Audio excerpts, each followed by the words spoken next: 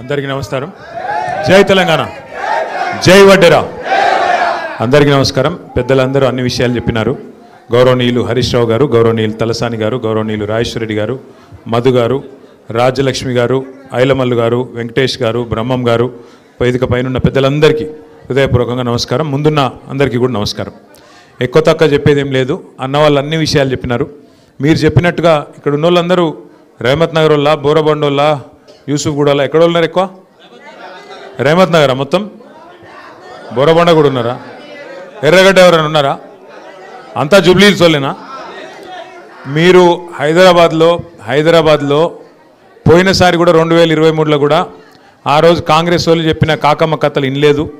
అప్పుడు కూడా మీరు దయతోని, మీ ఆశీర్వాదంతో అప్పుడు కూడా కేసీఆర్ రావాలని చెప్పి మీరు ఓటేసిండ్రు. కానీ ఊర్లల్లో వీళ్ళు చూపెట్టిన ఆశకు, వీళ్ళు చెప్పిన మాటలకు కొంతమంది జిల్లాలలో నమ్మి మోసపోయి అలా బాధపడతా ఉన్నారు. మీరు మాత్రం ఎన్నడూ నమ్మలేదు. నమ్మకుండా మొత్తం ఔటర్ రింగ్ రోడ్డు లోపల మొత్తం ఒక్క సీటు కూడా కాంగ్రెస్కి ఇవ్వకుండా గెలిపించినందుకు ముందుగా మీ అందరికీ హృదయపూర్వకంగా ధన్యవాదాలు, హృదయపూర్వకంగా నమస్కారాలు. మరి 2 ఏళ్లలో ఏం మారింది? కాంగ్రెస్ వచ్చినాక ఏమైనా మంచి పని జరిగిందా అంటే నాకంటే బాగా మీకే తెలుసు. ఒక్క మంచి పని చేయలేదు. లేకపోగా ఇంకా మీదికెళ్ళి ఇల్లు గులగొట్టుడు, గలీజ్ పనులు చేసుడు, వాళ్ళ సొంత ఆస్తులు పెంచుకునేందుకు మంత్రులు, ముఖ్యమంత్రి గల్లాలు బట్టి కొట్టుకున్నాడు తప్ప చేసిన ఒక్క మంచి పని కూడా 2 నెలలు లేదు. ఒక్కటంటే ఒకటి, డబల్ బెడ్రూమ్ ఇండ్లు కేసీఆర్ గారు 1,00,000 కట్టిస్తే మీ జూబ్లీహిల్స్ నియోజకవర్గానికి అందులో 4,000 ఇండ్లు ఆనాడు ఇవ్వడం జరిగింది. ఈసారి కూడా మరొక 4,000-5,000 ఇండ్లు ఇవ్వాలనే ఆలోచనతో కేసీఆర్ గారు ఉండే. కానీ ఈ ప్రభుత్వం వచ్చినాక 2 ఏళ్ళు అయిపోయింది. 2 ఏళ్లలో ఒక్క ఇల్లు కట్టలేదు, ఒక్క రూపాయి శాంక్షన్ చేయలేదు, ఒక్క గరీబోనికి కూడా కొత్తగా ఒక స్కీమ్ పెట్టలేదు. ఏమన్నా మాట్లాడితే ఇక ఫ్రీ బస్ పెట్టినాం కదా అంటారు. ఇక ఫ్రీ బస్ కథ ఏందో నాకంటే బాగా మా ఆడబిడ్డలకు తెలుసు. ఆడోళ్ళకి ఫ్రీ అట, మగోళ్ళకి డబల్ రేట్ అట. ఇక గదేం ఫ్రీ బస్సు నాకైతే అర్థం కాదు. ఆడోళ్ళకేమో ఫ్రీ అట, మళ్ళీ మీ ఇంట్లో ఉండే మగోళ్ళకి మాత్రం డబుల్ టికెట్. దాంతో ఏం లాభం ఉంటుంది? కుడి చేత్తోని ఇచ్చినట్టు, ఎడమ చేత్తోని గుంజుకున్నట్టు. కాబట్టి అది తప్ప చేసిందేం లేదు. ఇప్పుడు కొత్త కథ చెప్తున్నారు. జూబ్లీహిల్స్లో కాంగ్రెస్ గెలిస్తేనే డెవలప్మెంట్ అవుతుంది అని మాట్లాడుతారు. మీకు కొద్దిగా పక్కకు ఎక్కువ దూరం లేదు. ఒక 4 కిలోమీటర్ల అవతలకి సికింద్రాబాద్ కంటోన్మెంట్ కాన్స్టిట్యున్సీ ఉన్నది. కంటోన్మెంట్లో సంవత్సరంన్నర కిందట అక్కడ మన ఎమ్మెల్యే గారు చచ్చిపోయింది. అక్కడ మన లాస్యా నందిత చచ్చిపోతే అక్కడ ఎలక్షన్ వచ్చింది అప్పుడు, పార్లమెంట్ అప్పుడు. అక్కడ కూడా ఇటువంటి కథలే చెప్పిండ్రు. 6,000 డబుల్ బెడ్రూమ్ ఇల్లు కట్టిస్తా అని చెప్పిండు ఒక మంత్రి. ఇంకొక ఆయననేమో 1,000 కోట్లు ఇస్తా అని చెప్పిండు. మీ అందరు నేను అడుగుతున్నా, జర్రంత అవతలకి మీ దోస్తులు ఉంటారు, మీ చుట్టాలు ఉంటారు, కాదంటే మీకు తెలిసిన వాళ్ళు ఉంటారు. కొద్దిగా అవతలకి ఎక్కువ దూరం లేదు, 2-3 కిలోమీటర్ల అవతలకి. ఒక్కసారి కంటోన్మెంట్లోనే అడుగురి.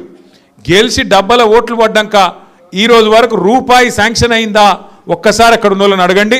దాన్ని బట్టే మీకు మొత్తం ముచ్చట అర్థమైపోతుంది. కాంగ్రెస్ వాళ్ళకి తెలిసింది ఒకటే, ఓడ మీద ఉన్నప్పుడు ఓడమల్లన్న, ఒడ్డుకెక్కినాక బోడమల్లన్న. ఒడ్డుకి ఎక్కాలే, ఇక తర్వాత జంపు కొట్టాలే, మళ్ళీ ఎవ్వడు కనలబడాడు. ఒకటి యాది పెట్టుకొని ఇవాళ గల్లి తిరుగుతుండు పొన్నం ప్రభాకర్, తుమ్మల నాగేశ్వరరావు, వివేకు, ఇంకొక 2-3 జమైనరు. ఈ ఏ ఒక్కరు కూడా రేపు జూబ్లీహిల్స్ ఎలక్షన్ 15 నవంబర్ తర్వాత ఒక్కరు కూడా కనబడరు. మళ్ళా కనబడేది గిదే శ్రీనివాస్ యాదవ్, గిదే కేటీఆర్, గదే మాగంటి సునీతమ్మ తప్ప ఒక్కరు కూడా మళ్ళీ మీకు కనబడరు. బీఆర్ఎస్ వాళ్ళు తప్ప ఒక్కరు కూడా కనబడరు. మీరు కార్పొరేటర్ ఎన్నికల్లో గెలిపించింది బీఆర్ఎస్ని, ఎమ్మెల్యే ఎన్నికల్లో గెలిపించింది బీఆర్ఎస్ను. మీ అందరికీ మాటిస్తున్నాం. మీరు చెప్పిన విషయాలు, డబల్ బెడ్రూమ్ ఇల్లు ఇంకా కొన్ని ఉన్నాయి, ఇప్పిమన్నారు. కొట్లాడి అవి కేసీఆర్ కట్టిన ఇండ్లు గల్లా పట్టుకొని, కాంగ్రెస్ వల్ల గల్లా పట్టుకొని అవసరమైతే నాడి వీధిలో గుంజి మీకు ఇండ్లు ఇప్పించే బాధ్యత మాది అనే మాట నేను మీకు విజ్ఞప్తి చేస్తా ఉన్నా. భయపడే అవసరం లేదు. ఎవరి మెహర్బానీ మనకు అవసరం లేదు. బరాబర్ ప్రజాస్వామ్యంలో ప్రజలే న్యాయ నిర్ణేతలు, ప్రజలే కింగులు. కాబట్టి మీరు ఏది కావాలనుకుంటే గది చేయాల్సిందే. గవర్నమెంటు గల్లవట్టి తీసుకుందాం, భయపడే అవసరం లేదు. రెండో మాట మీకు నేను చేసే విజ్ఞప్తి, మీరు అడిగినారు, పల్లా గారు చెప్పినారు, గురుకులాల్లో సీట్లు, అట్లాగే మనకు రాజకీయంగా ప్రాతినిధ్యం, ఇవన్నీ కూడా చెప్పినారు. తమ్ముడు వెంకటేష్ గారు కార్పొరేటర్గా ఉన్నారు, ఇంకొంతమంది కార్పొరేటర్లు కావాలని చెప్పి రాజ్యలక్ష్మి గారు కూడా చెప్పినారు. అట్లాగే ఐలమల్లు గారు చెప్పినారు. తప్పకుండా భవిష్యత్తులో వడ్డెరలకు రాజకీయంగా ప్రాతినిధ్యం ఇవ్వడానికి అన్ని రకాలుగా పెద్దలు కేసీఆర్ గారితో మాట్లాడి శాయశక్తిలో మా ప్రయత్నం చేస్తాం. చివరికి నేను చెప్పేది ఒకటే ఒక్క ముచ్చట, ఇవాళ కేసీఆర్ గారు ఎన్నడూ కూడా మతం పేరు మీదనో కులం పేరు మీదనో రాజకీయం చేయలే. గరీబుల తిరిగి చూసిండు.